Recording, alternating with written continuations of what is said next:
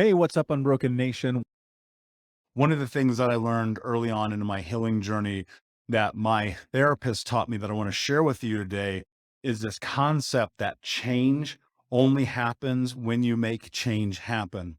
For so many of us, we wait, we sit, we hope, we try to secret our way into success.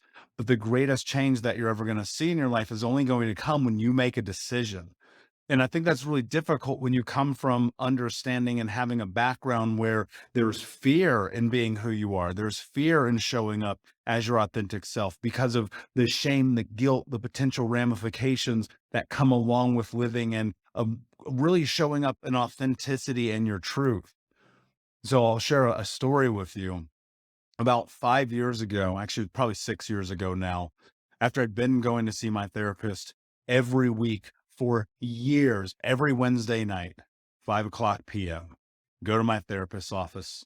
And I would sit there and I would talk to him. And then I would share all of the crazy shit that happened in my life.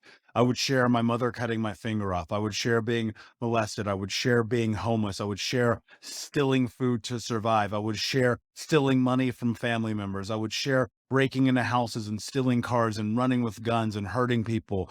I would share the abuse of having my face slammed into walls and being beaten to the point that I passed out. I would share the fact that my mother would overdose on pills and crash her car and try to kill my brothers and I when she was having manic depressive episodes. I would share all these things.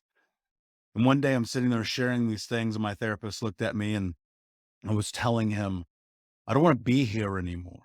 Not like on earth, because I'd made a decision to live. Not on earth, but I didn't want to be in his office anymore.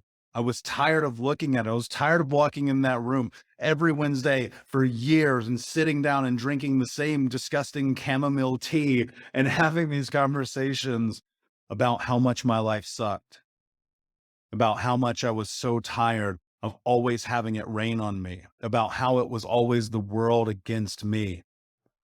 And he looked at me. He said, I get it. And he did get it. One of the things that I loved about my therapist, one of the things I love to this day about that man is that he does get it because his background was just as crazy as mine. And so when he talked to me, like I related, that's one of the things that I think people really fail to understand in this journey is that you have to be able to relate to the people that you're learning from.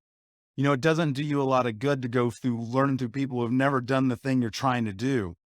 That's why we created Unbroken Conference, because we want to be able to educate people who have gone through this. And the speakers we've had lined up for Unbroken Con are unbelievable. We're going to start announcing those folks in October, but you can register for free right now if you go to unbrokencon.com, unbrokencon.com, unbrokencon.com.